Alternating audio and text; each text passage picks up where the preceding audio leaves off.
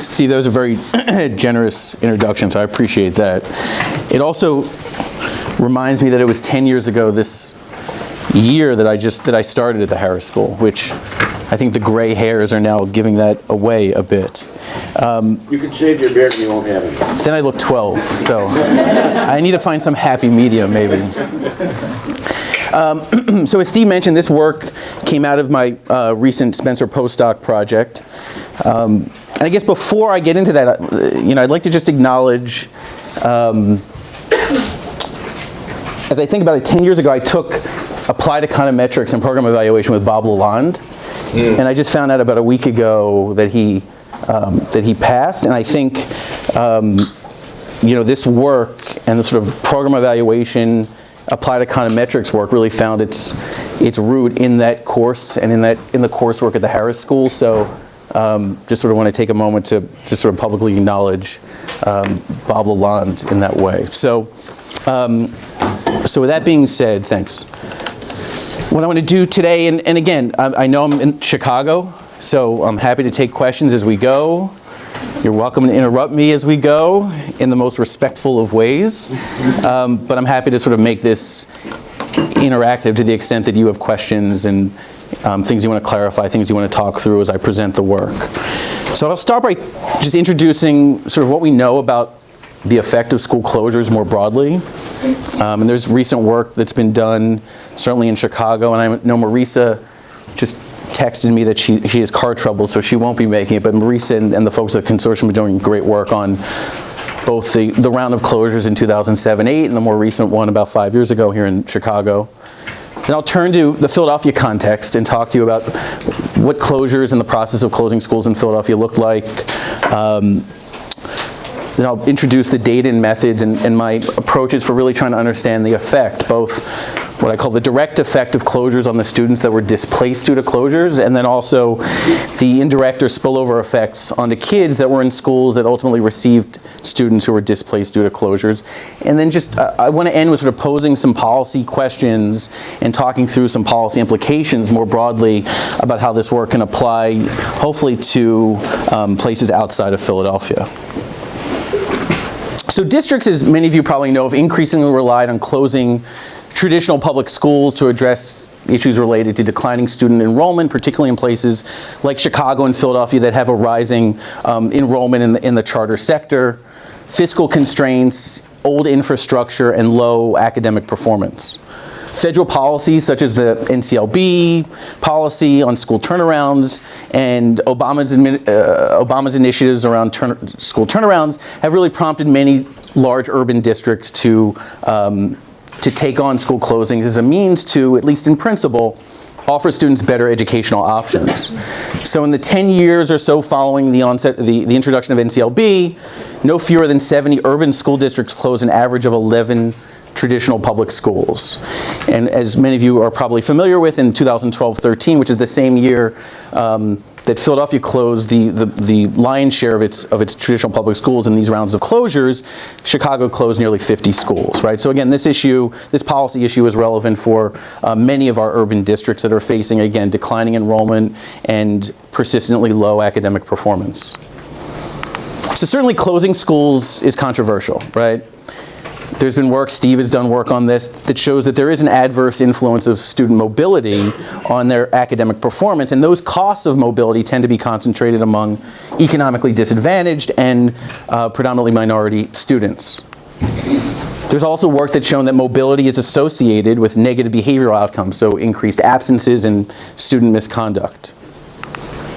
And parents have increasingly voiced concerns that closing schools will force students to travel longer distances and traverse potentially unfriendly neighborhood boundaries on their way to their new schools. And I'll present some evidence that shows the extent to which there's heterogeneity in the both achievement and behavioral consequences for students as a function of the additional distance that they may need to travel to their new schools following school closure. Now, certainly, policymakers justify closing schools in that displaced students may benefit from improved academic opportunities at higher performing options. And higher performing is a critical consideration here because, again, and I'll talk through some of the prior evidence, and I'll talk through the evidence in Chicago that shows that moving to higher performing schools matters in terms of insulating students from any adverse mobility effect on their performance. And the concern also is that closures may generate some negative spillovers, right? To the extent that we're moving students from persistently low-performing schools with more behavioral issues to relatively higher-performing schools, the extent to which mixing those students in these new receiving school settings has effects on the kids already there is certainly an issue relevant for policymakers as they continue to think about how to target and identify schools for closures. Lauren? So, one of the things, or the main thing the district here talks about is saving money by closing schools. Yeah. Is that part of the dialogue in Philly also? Yeah, I mean, I think in principle it certainly is, though it's unclear how much money is being saved. And I think, and there's certainly no work on that. I mean, that's an important question. In terms of, the fixed costs of closing buildings that are under-enrolled and how those costs may translate into savings is sort of unknown. But it's certainly part of the rhetoric, yeah. So what do we know from prior evidence? So there's mixed evidence on the academic effects of students moving schools as a function of closure. So there's a study from an anonymous mid-sized urban district, it's Pittsburgh, and some work from Quentin Brummett on statewide closures in Michigan that finds a negative effect on students who are displaced due to closures. Some work out of Ohio, which looks at the 8 big urban districts in Ohio, actually finds positive effects in the years following closure. And then Maurice's earlier work shows no effect of closure on students who were subject to closures in Chicago prior to the most recent round. There's also some evidence of non-academic or behavioral effects on students displaced due to closures. So in this anonymous mid-sized northeastern district, there's evidence of an increase in absences, school absences, in the year after closure, as well as some mixed evidence on these spillover effects onto students who are in schools that receive students from closed schools. So there's no achievement or attendance effects on receiving school students in this anonymous mid-sized district, but in contrast, across Michigan, there's evidence of a negative effect on students in these receiving schools, these schools that receive displaced students, that is increasing in the share of displaced students, meaning the larger the fraction of students that come from that are displaced due to closures, the bigger the negative spillover effect onto students. And I'll show that that's actually true in the case of Philadelphia as well. How much do you think policymakers are thinking about the current students who are displaced and have to switch versus future generations who kind of just start kindergarten elsewhere? So when you say future generations, so students that start elsewhere, meaning in... So like the cohorts that are about to start school, right. They are given a different set of schools to choose from because some have closed, but these students are not necessarily forced to switch at non-switching grades or something like that.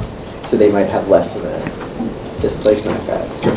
Do you think, do policymakers consider these differences at all? Yeah, I mean, I think that it wouldn't necessarily be a displacement effect in the sense that they wouldn't have attended those schools that closed. Yeah, but I'm used to going to a school, I learned when I'm in kindergarten or first grade how to function in a given school, so when I'm forced to move the next year to a different school, that's a big cost for me versus the kid who never had the option of the now closed school and they just start kindergarten. Yeah, I mean, empirically it's unclear how we would estimate that, but I think, in terms of the policymaker's perspective, I mean, my sense is these tend to be very short-term considerations, identifying schools that have a history of declining enrollment, and really, in a lot of ways, it's this sort of policy triage, right? There has to be something done because we've got schools that are a third enrolled based on building capacity, and under this sort of guise of we're going to save money, closing schools, and not thinking about, okay, how is the now loss of options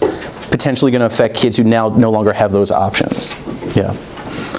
So I have a question that you can address, toward the end, if sure. you like. Yeah. But I wonder, conceptually, can we make a connection between current school closing to the historical event of desegregating schools, busing schools to another district, which involves leaving an original school, leaving an original neighborhood, travel along distance, becoming a new group in a new school. probably maintaining a minority status, Right. so on and so forth. The new schools may have better opportunity for the black children who are best, Right. the students who are in the receiving schools may feel, may be aware, may be concerned about impact that would have on them. So, conceptually, I think there's a connection. You may disagree, and is there empirical evidence from that literature that would shed light for our understanding of the current phenomenon? But yeah, I mean, so certainly the deseg literature suggests that moving minority kids to non-minority schools tends to benefit them with few negative spillovers onto the students in those schools. The situation in practice in Philadelphia, and I'll show you some distance measures, these students are not traveling on average less than 1/10 of a mile to their new schools, and these neighborhoods, I'll show you a map, are very clustered in terms of the density of schools that serve very, very similar demographic populations, where the thing that differs on the margin is just the performance of students in these schools and enrollment in those schools. Yeah. Thanks, Mom. Yeah.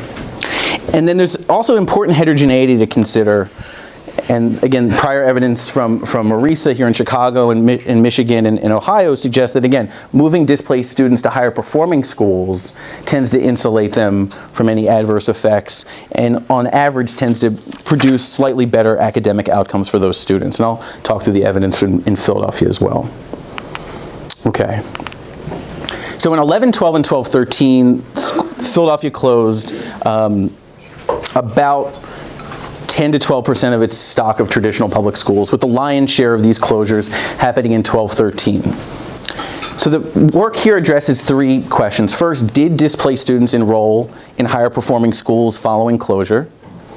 And I'll provide some descriptive evidence on this question. And then the second two questions try to map the effect of displacing kids due to closures on both those students that were displaced and their receiving school peers. So these are peers in those schools that receive students after closure, on their academic achievement, and then also on behavioral outcomes. So for the economists in the room, right, these sort of non-cognitive measures, suspensions and absences. So a bit of background about closures in Philadelphia. So there have been a number of policy changes and organizational changes in the district, with the closing of schools being a major policy change in 11-12 and 12-13. So following a 2010 facilities plan where the district sort of mapped out the landscape of schools, identifying schools by school performance and enrollment, they identified 10 schools in 11-12 targeted for closure, of which 6 ended up closing. And I'm going to focus the empirical analysis on the elementary and middle school grades 3 through 8. So we've got 4 of those in the 11-12 cohort. And then again, the majority of closures took place in the following school year, where out of 39 schools that were recommended for closure, 24 closed, 16 of which were elementary or middle schools.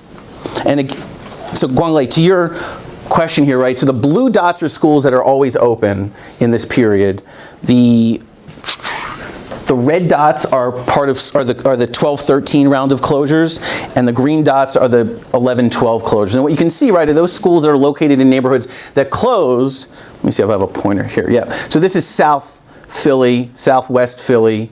This is near North Philly. This is Center City, for those who are familiar. There's no schools. And, right, so this is sort of West Philly, where Penn is at. And you'll see that in these neighborhoods where there were closures, there is also a fairly high density of schools that remained open. So the choices that were available to them were also those schools that are actually pretty close to their neighborhoods that were closed. Now that, in which case, traveling is not a big issue. it doesn't seem to be a big issue, right? It does not seem to be a big issue. Though, again, for those kids that traveled farther, I'll show you that they actually experienced more suspensions and more absences following closure. Yeah. Yeah, Lauren. Is it possible, I can't remember the order. Yep. Green was 2011-12. Do you have multiple exposures, potentially, kids moving from green schools to red schools? Yeah, so there's so few, and I'll show you, there were about 450, 500 3rd through 8th graders that were in these schools in 11-12 compared to almost 3,000 or 4,000 in the subsequent closure. So on the margin, few. Okay. Yeah. So I feel like we hear that a lot, that like one of the concerns is that you have kids who are going to be in closed schools. Multiple dosage, yeah. Which could be potentially interesting. It could be, yeah. And again, having looked at that, there were very there are very few cases that stay and experience these multiple exposure, multiple treatments. Yeah. So just to get a sense for, well, what do these schools look like in terms of their levels and trends in academic proficiency? And I'm realizing now that hopefully you can see the dots. The journals like the dots, but the PowerPoint likes the color, so apologize for that. So the top trend line is academic proficiency. This is the percentage of students in schools that were open over this full period from 05-06 to 12-13. And you can see that certainly these schools that remained open were higher performing. About 50% of their students on average are proficient in math, slightly lower in ELA, but what's really interesting, at least for identification purposes, right, is that these trends look pretty parallel, very similar. So while the closure decision was certainly not random, right, it seems at least random with respect to students who are taking tests in those schools. We don't see any sort of differential change in performance, at least at the school level, and I'll show you the student level trends in a few minutes, that suggest there was anything sort of, any sort of, anticipatory effect of the closure, at least on achievement. And we also, yeah, Steve. So when they say we're picking low-performing schools, they're just talking about the average achievement, not the trend. That's exactly right. Right. That's exactly right. So, and I assume those averages are mostly a reflection of the demography of the school? Yeah. Yeah, and so I'll show you some summary statistics in a couple slides which show the demographic characteristics of kids in the closed schools compared to schools that did and did not receive closed students. And for a district like Philadelphia, which is overwhelmingly Black and Hispanic and poor, the schools that didn't receive any displaced kids are disproportionately non-Hispanic, non-Black, and not poor. So yeah, so what we're seeing, and those are reflecting in some sense the demographics, right? The achievement trends are reflecting those demographics. And we see this also on suspensions and truancy. So suspensions here is just the total per capita count of suspensions ever. So for example, so you've got a little bit of deviation in this 09-10 year, but generally speaking, we see, at least in the 3 years prior to closure in 12-13, right, fairly parallel trends. So here we're looking at, for example, in schools that were always open over this period, about 20 suspensions, 0.2 per 100 students, compared to almost 40 suspensions per 100 students in these schools that closed. And then truancy is just the share of students who are persistently absent for unexcused reasons. And again, really interesting sort of parallel trends, even though, again, the levels are a bit different, right? Okay. And again, I'll return to these trends. I'm definitely going to fall at some point. I'll return to these trends at the student level and looking at the trends by students who were displaced due to closures, those that were in receiving schools, and then the comparison group, which will be kids in non-receiving schools, in a few minutes. Yeah? Are you going to tell us how students choose or are assigned to schools? Yeah, I can tell you that right now. So students are, so for each school that was closed, the district, like Chicago, calls it a welcoming school. The district in Philadelphia called it a reassignment option. And it's just that, right? And given the density of schools in these neighborhoods and the fact that most of these traditional public schools are not oversubscribed, there's quite a bit of choice. And what we find is that about 40 or 50% of the students who are displaced due to closures actually end up in one of those reassignment options. So again, and this has to do, again, with the fact that there's a high density of schools in those neighborhoods. They're not traveling particularly far to those new schools, and those schools are not oversubscribed, right? There are enrollment seats for these students. Yeah. Yeah. One of the issues with Chicago was the timing of when closures came, Yep. and then the limiting of the options, because the enrollment window was earlier in the year, and then they decided to close schools at the end of the year. Yep. Is that an issue at all in terms of the timing? That's a good question. So the closure decision was made late March, early April, which happened to be just like a week or two before the test. For what that's worth, and it doesn't seem to manifest itself again in sort of an anticipatory closing effect. It's a good question. There hasn't been much qualitative, if any, work on how students in Philadelphia chose schools. There's certainly been a lot of reporting on it in the Philadelphia Notebook and the Philadelphia Inquirer. And there were quite a bit of sort of protests and trying to, as was happening in Chicago, but not a lot on sort of how they went about selecting those schools. Yeah. And again, it doesn't seem to really follow directly from the reassignment options either. that the district posed. Okay, so in terms of the data that I have available to try to address these questions, I'm going to use student level data from Philadelphia, and I'm going to focus again on the elementary and middle grades 3 through 8, which again represent the majority of schools that were closed, and also there's achievement data available for these students. I'm going to focus on the 2010-11 through 15-16 school years. So I've got some pre-closure and post-closure years. Demographic information on students, free reduced price lunch, ELL, and IEP status, attendance records. So I observed the days that a student was enrolled in the school year. And the school year in Philadelphia is about 180 days. I think Chicago is notoriously low, right? Have they increased the number of days? 180. Is it 180 also? Good. So I've got days absent, both total and unexcused absences, given what we know about the correlation between unexcused absences and adverse student outcomes. And then I know the number of suspension days a student was exposed to, which is independent of the number of absent days. And then I also have achievement data from the Pennsylvania State School Assessment. And I also have home and school addresses, which allow me to calculate the distance traveled in the pre- and post-closure years to a student's school to try to understand to what extent achievement or these non-achievement measures, the effects on those may be moderated by additional distance students are traveling to their new schools following school closure. So who are these students? And so this is the first cohort right here, at least on the margin in the receiving schools, and very different than the non-receiving schools. But what does then student academic achievement look like in the closure year? So here I'm again focused on the 12-13 cohort because it represents the majority of schools, and these patterns are qualitatively the same for the 11-12 cohort.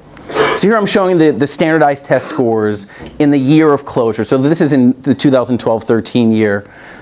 This is the district mean, so it's 0 because it's standardized. We've got the closed schools, students in closed schools, students in schools that receive those kids following closure. I'm just backward mapping that 1 year. And then those non-receiving schools, and we can see a very clear pattern, right? So the kids are ending up, on average, in schools where their peers are higher achieving pre-closure, but certainly these non-receiving schools are more advantaged. Val? Sorry, I don't know if you said this already, but did the announcement happen before or after? About a week or two before the test. Yeah. So, and I'll show you the student level trends, Val, and I know the concern. We're not seeing any dip. And I know that we see that here in Chicago, but I'll show you those trends here. They actually are pretty parallel. Again, we don't, the mechanism through which that might manifest itself may be, students are down and they're disappointed, but teachers are giving more effort, so on net there's no change. The direction is unclear, but at least on average we don't see any anticipatory effect. Yeah. So on proficiency, the same story. Students from the closed schools are about, in the 12-13 year, about a quarter of them are proficient, compared to about 40% in schools that receive them the following year. So again, on these academic measures, these schools that receive them are higher performing, at least in terms of their peer performance. There's also fewer suspensions. So the suspension rate in closed schools in the 12-13 year, 20% of students were suspended at least once, compared to 13% in a receiving school, 8% in a non-receiving school.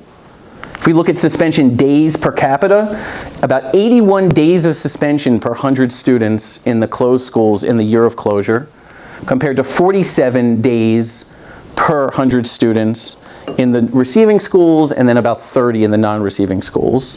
So again, on the suspension measure, these receiving schools also in the year of closure look much better, as well as student absences. So the absent rate, it's statistically different. Again, it's not very different in terms of the proportion, but in terms of unexcused absences, 87% of students in closed schools experience at least one unexcused absence, compared to 78% in the year of closure. So again, very different school climates in these receiving schools compared to the schools that closed.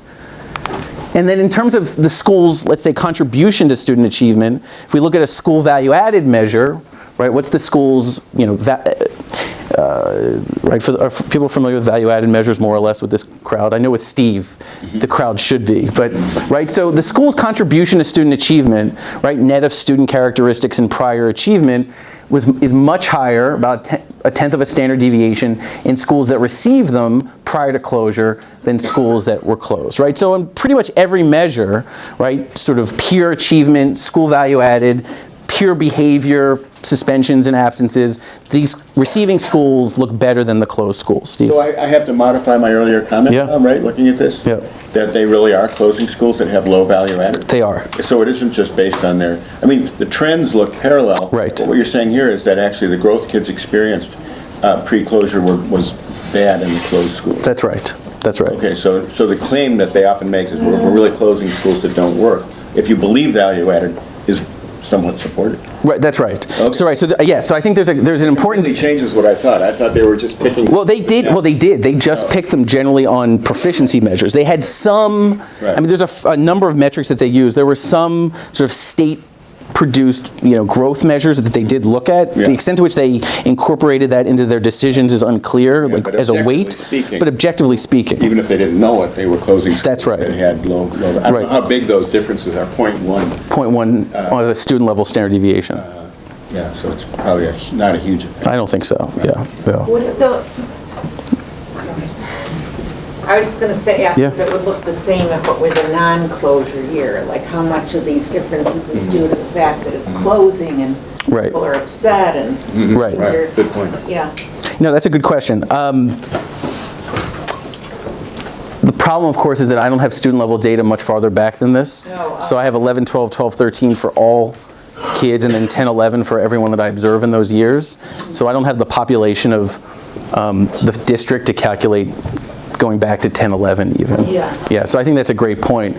But right, so certainly at least in that closure year, these schools appear more effective, though they could have appeared more effective because teachers gave less effort. But at the same time, we see that the average performance trends, there's no real dip in that 12, 13 year to suggest that these are overstated in terms of the magnitude of the differences. Yeah. I mean, it bears a little bit on Mike's question, maybe, that if you really believe you're closing a school that has low value added, Right. you're helping, if that's stable, you're helping future generations. You could make the argument. Right. So I think, right. And I think that, again, with all caveats, given Susan's comment about, well, maybe there was a dip, but again, I don't see it at least on the average performance of students. Yeah. So Yeah. my observation in relation to your earlier response to my Yeah. question is, looks like across all these measures, the receiving schools, on average, will represent a typical school in the district. Right. So these kids are moving from the lowest performing schools into, on average, a typical school. More typical, And that's right. They are not moving into the top tier. That's exactly right. schools. Right. That's exactly right. However, these graphs do not show us, whether all those receiving schools are Yeah. typical schools or how much variation Yep. is there among them. Yep. Can you add some kind of? I can't off the top of my head, but I think your point, and you made this point at dinner last night, I think it's right. Looking at the density or the distribution of these of student scores to see if the distribution shifts in addition to just the mean maybe changing. That's about Yeah. impact. But Yeah. right now we're just doing descriptive comparisons Yeah. between the different kinds of schools. Maybe not just showing the central tendency, but also variation Sure. would help as well. Yep. And in the paper, which I know that you asked for, I can send you that also, there is information on the variance in those measures as well. Yeah. Okay, so I have no idea how much time I have, so stop me whenever. You have time. I'm just going here. So, okay. So maybe maybe more interesting, I don't know. So how are we going to estimate the effect of closing schools? So I'm going to focus on, again, student achievement and these behavioral outcomes, absences and suspensions in the post-closure years. So I'm going to use a difference in difference approach, which I'm going to estimate lag and lead effects. So what's this sort of effect in the pre and post-closure years to try to get some sense for whether we need to be concerned about these potential transitory declines in student outcomes that may have led up to closures, which we would be concerned again in terms of biasing the estimates. What's been called an Ashenfelter dip, and apparently Orly Ashenfelter is in Chicago today, which is why the crowd is so light, but thank you for coming today. Use most of the seats. No, this is good. I'm not used to this type of crowd. The seats are actually filled. So I'm going to estimate the effects separately for both those students displaced due to closures as well as students in those schools that receive them.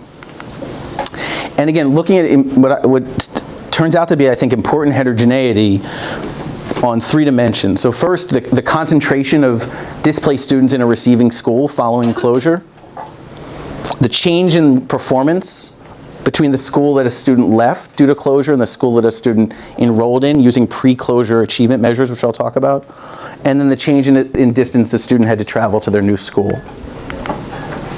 Yeah. So what are you doing with the schools that were targeted for closure but weren't actually closed? So those are, so again, this will be a student level analysis. So most of those schools that were targeted for closure become receiving schools. Right, and so the students in those schools will experience some level of some concentration of student displacement as well. And you're thinking about, well, why don't you do a comparison between those?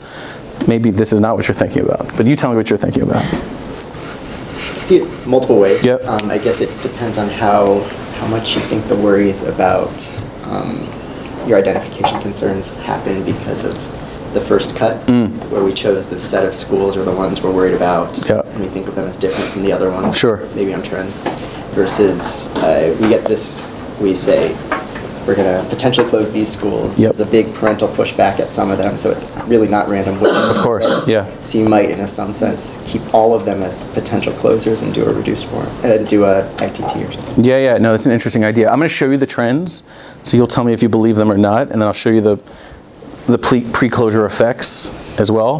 But I think that's right. I think, and I haven't had a chance to do this yet, but I think trying to think through what may be some alternative comparisons to include, and certainly the schools that are identified but not closed, on average, and I sort of moved through the student characteristics, do look much similar on observables, but at least with respect to this identification strategy, I'm less concerned with sort of on average and more concerned with this sort of the trend in these outcomes over time. But I think that's right. Thanks. Okay, so I don't want to, I know looking at equations is more self-serving than anything else, but so this is just, consider this basic model, if you will, if it's basic. You've got an indicator for whether a student was displaced due to closure, okay, and I've got a subscript on that, which is just going to allow me to map out, it's just an indicator variable, right? If I was in a closed school in the year of closure, I'm going to then be able to look at my effects, if you will, in pre- and post-closure years. That's what this sort of J subscript allows me to do, and it's, this -2 is 2 years before closure, and this 3 is 3 years after closure. Okay, and then I'm going to include some student level controls, and I'm going to have a student fixed effect in there, a grade by year fixed effect, so all comparisons are to students in the, bless you, in the same grade and year, right, comparing students across schools that are closed and not closed. But again, there's a concern that these schools that are receiving students that are displaced due to closure may have, their outcomes may be affected by the incorporation of students from these lower performing schools with sort of worse non-achievement measures. So we want to try to sort of address this crossover problem and separate out the effect on those kids in receiving schools. So again, I'm going to have an indicator for whether you are in a school that receives students that were displaced due to closure, right? And I'll be able to, again, map out the pre and post receiving years. So just to be clear here, if a student attended a school that received displaced students in the 2013-14 school year, right, then that will be a student that's considered a receiving school student. If you were in a school that received displaced students, but you weren't in the school in the year of receipt, you're not considered a receiving school student, okay? And so again, this coefficient will allow me to map the pre and post closure outcomes for these receiving school kids, and I'll show you those effects graphically. So for a student who starts in a closed school, goes to a receiving school, they counted in both groups or just the... No, just closed, exactly. But a kid who in 12-13, let's say, was in a school that received students in 13-14, but in 13-14 is in a different school that didn't receive, is not in the receiving group. Yeah. Lauren? Have you run it the other way? So what if, like, if I'm moving out of the school as a response to this policy, because I think there's going to be an influx of students or whatever. So so there's like a selection out. I'm wondering what would happen if you counted everyone who was there in 12, 13 as a receiving kid. Right. Even if they weren't necessarily there as 13, 14. I see. I'm concerned that there's some selection of who might be responding to the policy by moving into a non-receiving school from a receiving school. Yeah. Yeah, no, it does. And I can take a look at that. Yeah. Just to make sure Yeah. So every student in this data set Yes. was either in a receiving or a closed school? Or a non-receiving school. So the comparison group, Where, I don't see the intercept, isn't there? so my comparison group is going to include students who did not attend receiving schools in the year, right? So Okay, isn't there somebody who has a 0 on both closed and receiving? there are a lot of those kids. And they're going to be my comparison Where group. is the parameter for them in the model? So that's the excluded comparison group. They're in the lambda. Yeah. Yeah, so I don't have, right, so there's no, strictly speaking, intercept, but these coefficients, the gamma J's and the beta K's, are going to be relative to the excluded group, which are going to be these kids that were not in schools that receive displaced students. I think your lambdas are your I intercepts. think it's in the lambda there, at GT. Okay. These are the grade by year effects, which would be the mean effect for those kids. Exactly. Right. Yeah. All right, Thanks. Yeah. very smart. Okay. So first on this question of what do these trends look like at the student level? So this is student level achievement standardized. This top line are students, these non-receiving students, right? These students that are our comparison group. This middle line are students in receiving schools, and the bottom line are these students that are displaced due to closures, right? And so the first thing that, if we look at the sort of left side of the panel, where this is the 12-13 and 13-14 years. So again, we're just focused on the 12-13 set of closures, and the trends look very similar for the 11-12, but again, there's so few students in that round of closures. The first thing we notice, at least on math and ELA achievement, is these trends look really parallel. There's a little bit of a, I would say a little bit of a dip here on math achievement. We don't see that with the ELA achievement for the closed kids. And then you see this sort of flattening out for the closed kids and the non-receiving kids. And we see this sort of decline for the receiving school kids. And I'll show you that decline, at least in the regression framework, that is about a -0.02, -0.03 average effect among those kids in the receiving schools. Right. Are these like based on longitudinal data Yep. of each student cohort Exactly. and average over? So these are not actually cohort averages. These are students who were in 13-14, right? That we have an achievement measure, at least in 13-14, in the group that were displaced due to closures, the group that were in schools that received at least one of those kids, and the group that was in neither of these two groups. Those are their pre and post outcome trends. Okay. Yeah. Averaging overall, third to eighth graders. Exactly. Okay. So Yeah. the 2013 and 2014 would have some overlap of the student sample. Say that again, I'm sorry. So you have data from third to eighth grade. That's right, that's right. Right. So if eighth graders had 2013 data, they wouldn't be in a 2014 sample because they are moving. That's to right. ninth grade. Okay. That's right. They're mostly overlapping, but not. That's exactly right. That's exactly right. And so again, at least with respect to these pre-trends, it feels pretty comfortable that they're moving at least in the same direction. Again, with a little bit of a dip here, and I'll show. We estimate that directly, and we can't reject the null that thing is not different from 0. So again, at least in terms of these pre-trends, it looks pretty.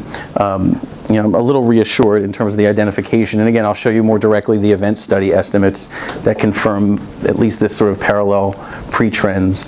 And again, just something to remember when we get to those effects, this little bit of a dip relative to this comparison group for the receiving school kids that does manifest itself into a detectable effect in terms of achievement changes.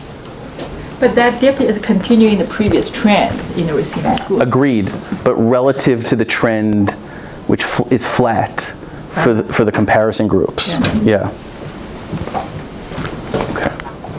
And then the student, again, so these are the behavioral measures. We've got total absences here, and these are days, and suspension days. And again, the first thing to focus on is, again, we see a nice sort of parallel pre-trend across these three groups, and this really big jump among our displaced kids in total absences, Right, and again, this will bear itself out in the regression-based estimates as well. Suspensions, we don't see much. Again, similar trends, a little bit of an increase among our closed or displaced kids due to closures and our receiving school kids relative to this sort of flat line among the non-receiving school kids. But these effects are really small, if anything. And again, I'll show you those effects estimated directly. Especially with absences, like how stable do you think our interpretation should be? So suppose there are like two types of absences. One is the school's right next to me. I could easily go. I just choose not to. And Right. Kind of a bad sign. And the other is it's a little bit further away. Something happens at home. I don't make it. Yep. But I'm probably not doing homework at home. But suppose I'm kind of still Yep. following up. A big jump in absences when it's kind of coincides with changing where I go to school. That may, you can imagine stories both ways, but Yep. it may indicate different things. Different things in terms of the reasons for the absences. Yeah, like how we think about it in terms of outcomes and. Yeah. Right, right. I mean, I think certainly, and the lion's share of the effect is on unexcused absences, which again, it tends to be highly correlated with sort of negative outcomes for kids. I agree with you that if we're necessarily inducing kids to change schools, we may observe this sort of jump in absences, but I think that's something that we need to be concerned about, right? And again, there's a lot of heterogeneity in that effect, which I'll show you in a second. Yeah, Val? I have another concern with the absence data. Yeah. I'm not quite sure how relevant this is in Yep. this context. Mm-hmm. I know at least I can think of one anecdotal instance in Chicago where a school was underreporting absences and then changed management, and it looks like absences spiked. Mm-hmm. But I think it was due to changes in reporting practices. Yep. I would wonder if like the lowest performing schools are the ones most likely to misreport absences. I would maybe just do a check looking if in the past, if in years that aren't this year, Yep. if you see changes in absences specifically with students coming from like those specific schools. I see. So again, I see your point. So are the schools that are receiving these kids in this year, those schools also the ones to be systematically over or understating absences? Yeah, if they're, I was thinking more of the schools who were closed were likely to underreport absences. That might explain why you see this effect here. And nowhere else. It's just something maybe to look into. Yeah. Though what's your thought on how we would be able to sort of identify whether there was the systematic difference in reporting? There's a lot of historical data. Yep. So here's my historical data, Val. Yeah. Okay. Obviously subject to selection, but if you can look at all of the past switchers Yep. between the closed and opening schools and just test for if you see like particularly dramatic jumps in absences. What do you think about this picture? Does this reassure you at all?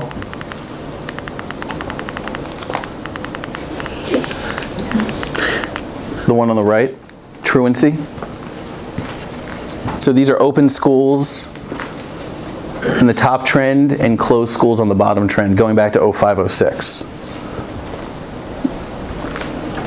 Does that make us feel any better? Do you think that the reporting, though it's clear that the levels are different, don't systematically seem to vary, at least within closed schools over time? Maybe? Maybe. Okay. I mean- We could revisit that. Yeah, but it's a great point. Okay. So let me get to the effects. Yeah, Lauren? You can skip over this, but I'm Yep. thinking about like trying to understand more about the reasons behind the absences. I'm wondering Yep. if you could split it up like instead of over the course of the year, but like semester by semester. So Hmm. like, maybe there's some learning that happens on the part of the family. Right. So if if it's not much farther. So if the absences are concentrated in the first semester, because they're making this transition, and then, one of the reasons we may not see average effects in terms of achievement is that in the second semester they're there and they're incorporated. Yeah, it's a great point. It could be done. Yeah. Okay. So on the left panel is the math effect for students displaced due to closures. The right panel is the ELA effect. Again, these are 95% confidence intervals. Again, these event study estimates suggest, I think, what's sort of at least seen visually in those trends, that there's really no effect pre or post closure on the average achievement. Again, I'll show you some heterogeneity in these effects, at least on the average achievement of students displaced due to closures. Right? You might say, oh, there's a negative trend. I don't know how much we want to believe this if these things are bounding 0. And again, here's the p-values for those differences in the pre-period.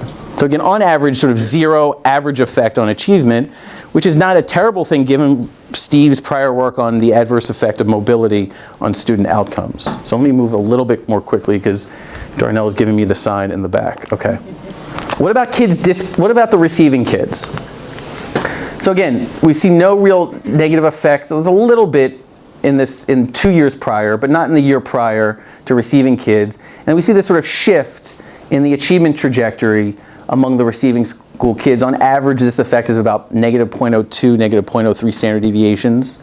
No immediate effect on ELA, though it sort of declines over time when we compare 1 year to 3 years after receiving kids. Yeah. Sorry, so because you've standardized everything to have mean 0, Yep.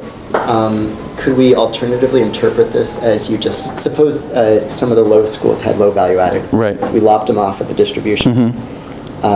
These schools, therefore, now the lower part of the distribution, just mechanically. Right, but we're standardizing within year, though, right? Yeah, but the standardization is among the schools that are still open.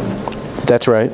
So if the schools that don't receive or get closed are steady, Right. some absolute scale, then if we lop off the bottom of the distribution, the middle ones may have to move down.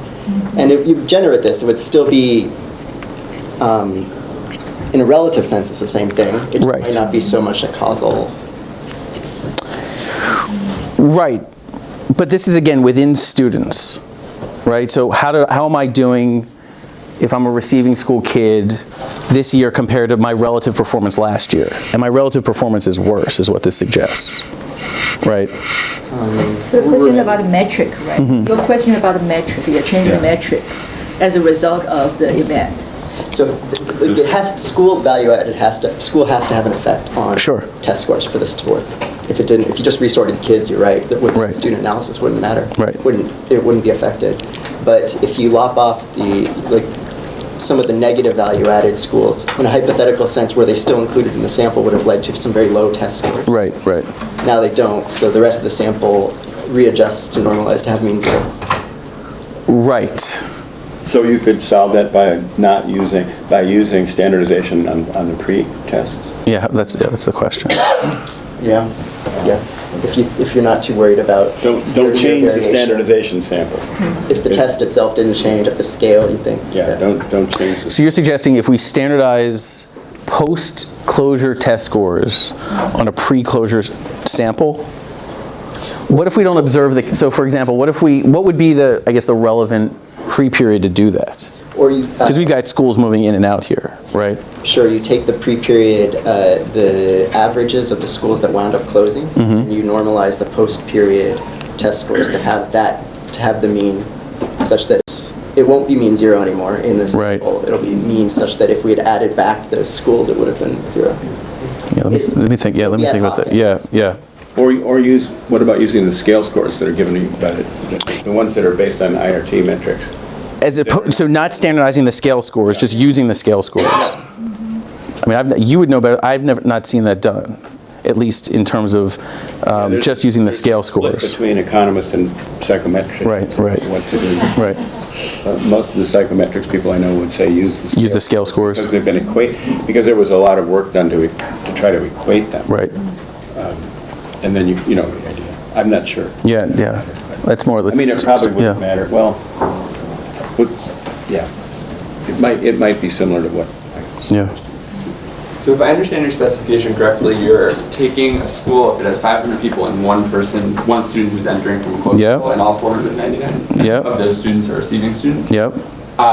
I'm wondering if you're masking a much bigger effect because. And I'm going to show you that by the concentration of displaced kids. Yeah, your point's exactly right. 1 kid versus 1% versus 20% is very different, and I'll show you that heterogeneity in a second. Yeah, but yeah, let's revisit that. That's a good point. In terms of again, displaced kids, suspension days, Nothing much here. Again, this is just at sort of 95% on zero. Again, we're talking about 0 in the post period. So not much in terms of increased suspension days.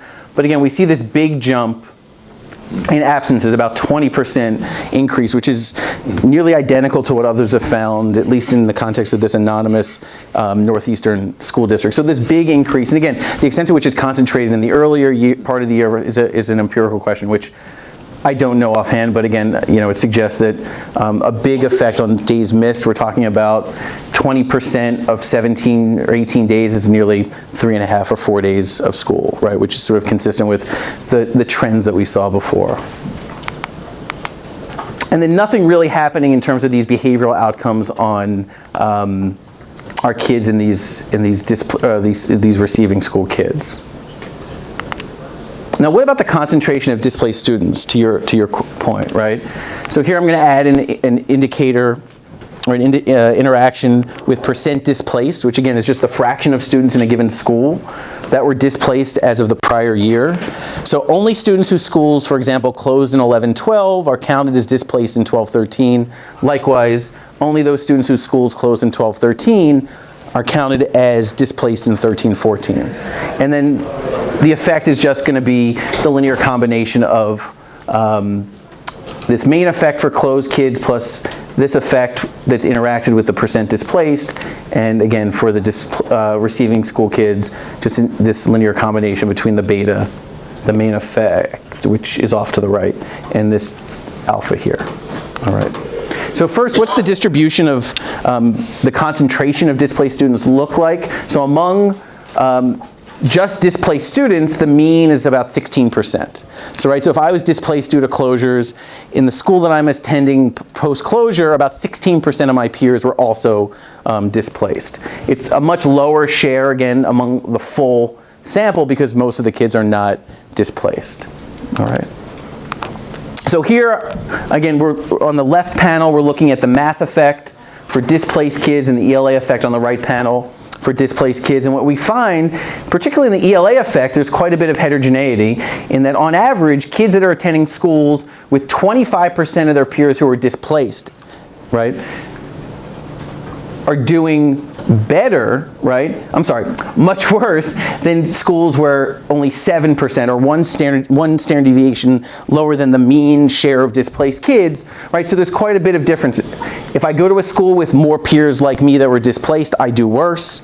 And if I go to schools where fewer were displaced, I do better. And again, I think a lot of this has to do with some of the initial descriptives we talked about before, where these kids are ending up in schools with better peers on average, and at least in the prior year, more effective schools in terms of value added. So again, it matters for the displaced kids in terms of the share of kids that are displaced. Likewise, again, the effects are smaller, but still detectable. So for kids who are in receiving schools, the larger the share of displaced kids, so 10% is one standard deviation above the mean, right? Again, it overlaps here for math, but what you can see is we go from 1% to 10%. In the first, second, third year, the effect gets bigger in a negative direction, right? So again, this incorporation of lower performing on average peers with sort of worse behavioral measures into these schools, the more of them, the bigger the adverse effect for the receiving school students. Just ask if it excludes the kids who were displaced in those means, like it's just the kids who were there, right? Not the kids who were entering the school as displaced kids. When you say the means, do you mean these effects right here? Yeah, like who are these, in the receiving schools, do you separate the kids who had been there before, who didn't move in, from the ones who were moving in? Yeah, so the receiving school kids are just those kids who didn't move due to closures but were in the school in the year of receipt. Exactly. Yeah. So because you have effects over 3 years. Yes. Assume the year of receipt are all grade 3 to grade 8 kids. That's right. Experience the treatment. That's right. But 2 years later, you don't have the 8th graders anymore. You don't have the 7th graders anymore. Right. Or you have the younger kids. That's right. That's right. Could it be an age by treatment impact rather than a year impact? I mean, so we've got. They got to confound it. It could be. I mean, the comparison is, there's grade by year effects in there. so it's still within grade comparisons. But to the extent that like the younger kids would be more adversely affected than the older kids, possibly. Yeah. Right. Because the population is changing. Right. over the years. That's right. Okay. And so on the behavioral measures for kids that were displaced, I think one of the key bits here is that, again, on the absences, right, the larger the share of concentration of displaced kids, right, almost 30% increase in absences compared to peers, right, we're only 7%. So again, heterogeneity is a function of concentration of displaced kids. Yeah, actually, if there's an age impact, I Yep. would say the older kids were more adversely affected. Right. Because as they, leave the sample, Right. the impact becomes smaller over the years. Right, I mean, so one thing I could do certainly is just restrict these post-closure effects to a stable sample of kids. Right. Yeah, yeah. Okay. So let me actually move to the change in school quality. How are we doing, Darnell? We have about 5 minutes, but since people are asking questions, we can probably just... You're going to add on to my time? Okay. we should go. Okay. So here, again, the question is, if I move to a school that at least is higher performing in terms of its peer quality, right, do I do better or worse? So I'm going to introduce this interaction with change in performance, which is just going to be so performance S is just the percentage of students that are proficient, either math or ELA, separately, in between 2005-06 and 2010-11. So in the pre-closure years, right, the percentage of students that are proficient, and the change is going to be, what's that measure, that percent proficient on average over that pre-closure period in my school following closure minus that value for my school before closure. So you can think about this as a change in percentage points of students that are proficient. So you might think, well, why not use value added? We certainly could. Proficiency rates, though, unlike value added estimates, right, of both school and teacher inputs, are not going to remove the influence of school quality inputs, right, that may impact a student's academic and behavioral outcomes. So you can think about the percent proficient as sort of some cumulative measure of sort of school quality, if you will, right? So I'm a bit confused by this subscript S. Is S the school?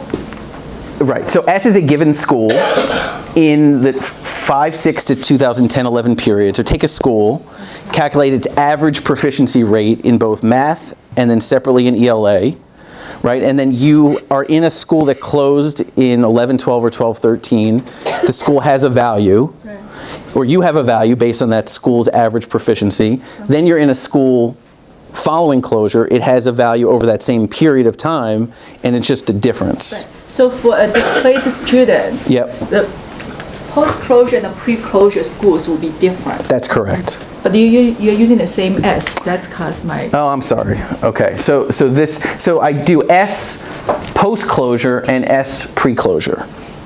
So you can think about, so this is sort of, this post-closure is... For student I. For student I. So those are two different schools. Those are two different schools. Okay, so that's right. You should use S versus S prime. Okay, so my post-closure is your prime. Okay, but I see your point. Yeah. Okay, and so again, the effect is a linear combination. And so what does the distribution look like? So at least in math, on the left panel, about 3/4 of students who were displaced entered schools that were higher performing, or quarter entered schools that were lower performing in math. So the average percentage point change is about 7 percentage points, with quite a bit of variability, right, with a 15 percentage point standard deviation.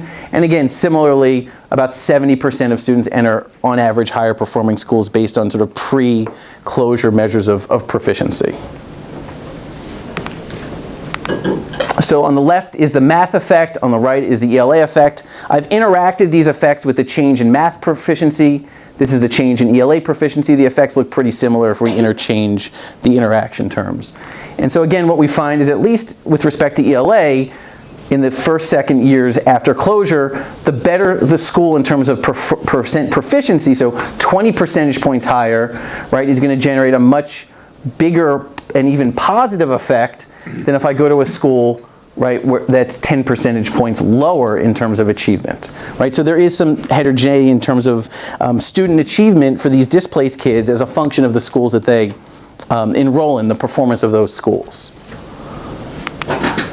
What about distance traveled? So here I'm going to introduce this term delta distance, which is basically what's the distance that you travel to your school pre-closure, in that year of closure, right? And then what's the distance that you travel to your school following closure?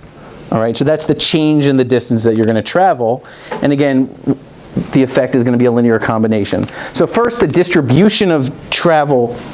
This on the left is sort of all displaced students, but here is going to be, so this incorporates, even those 9th through 12th grade students who are traveling a bit farther, about a quarter of a mile on average across the full 3rd through 12th grade sample. If we focus just on our analytic sample here, quite a bit sort of shorter distance, less than 1/10 of a mile. So again, given that map where we saw the density of schools around closed schools, these students are not traveling particularly far on average to their new schools.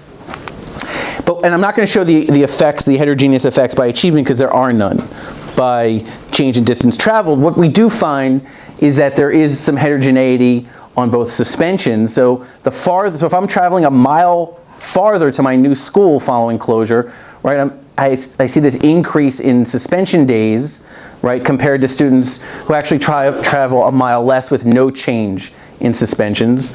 And same thing with absences, right? So at least on average, if I travel about a mile farther, I'm missing about 25% more days of school compared to students who travel, again, 1 mile less. So just to summarize, so displaced students who enrolled in higher performing schools, both in terms of achievement and their behavioral outcomes following closure. The closures did not affect the average achievement of displaced students, but again, we find some interesting heterogeneity, both in terms of the change in school performance, that the effect is increasing in the positive change in performance, but decreasing in the increasing share of the fraction of displaced kids, right? The more displaced kids I have, the worse I do as a displaced student in terms of achievement. Closures also increase school absences for displaced students. That again is increasing in the share or concentration of displaced students, as well as the additional distance the student travels to their new school. And then we do see some negative spillover effects onto the achievement of receiving school students, that is increasing in the concentration or the share of students in receiving schools. But no, there seems to be no effects on absences or suspension days. So just sort of thinking broadly about sort of the policy implications of these results. So what do they suggest about the efficacy of school closures as a district level strategy for improving educational options or opportunities for students who are most likely to be placed at risk of school failure? So I think the targeted nature of the closings matter. So certainly selecting the lowest performing schools among the portfolio, if this is a policy that must take place, given sort of declining enrollment over time, and shifting those students to the extent possible to higher performing schools seems to mitigate the effect of what we know to be an adverse effect of student mobility on student outcomes. But again, there's this potential, and that we've observed it in Philadelphia, similar to some other places, for adverse spillovers onto receiving school students, right? That will potentially be a function of the ways in which we target schools for closure and shift those kids to schools that are higher performing, at least with respect to their peer performance. Now, how might this inform policymakers' decisions about sort of school closures going forward? So first, identifying the lowest performing schools in the district portfolio, providing them with higher performing options, but also I think limiting the transition costs that displacement imposes on students when they're traveling to their new schools following closure. Now, there's certainly some limitations, right? Schools were not randomly selected for closure, so we're always concerned that, to the extent that I haven't convinced you, that there's some issues with identification, right? Access to longer-term outcomes will help us, I think, better understand the impact of these transitions. So college or high school graduation, college going, right, which I don't have access to, at least in this data. Now, when we're thinking about assessing implementation, what else might we want to know, right? Certainly qualitative evidence on how students are making, I think you made this point. Tell me your name, I'm sorry. Molly made this point about sort of, well, how are these students making their selection decisions, right? Why might students select some schools other than others where the district may have provided them as reassignment options? What sort of process are families and students entering to make this sort of post-closure school decision? On impact, understanding how closures may affect the distribution of teacher quality and effectiveness. I know Lawrence Artain is looking at this in Chicago. I finally got teacher level data in Philadelphia and Pennsylvania also to look at the distribution of teachers following closures. Certainly this matters when we're thinking about sort of some moderating or insulating factors as students transition to new schools and students receive those new students. And also this issue of costs and benefits, right? Weighing and also, to the extent possible, monetizing achievement and other impacts on students following closure to understand whether this sort of rhetoric of there's cost savings as a motivation for closures is actually something that's been realized. So let me stop there and thank everyone for the great questions and attention.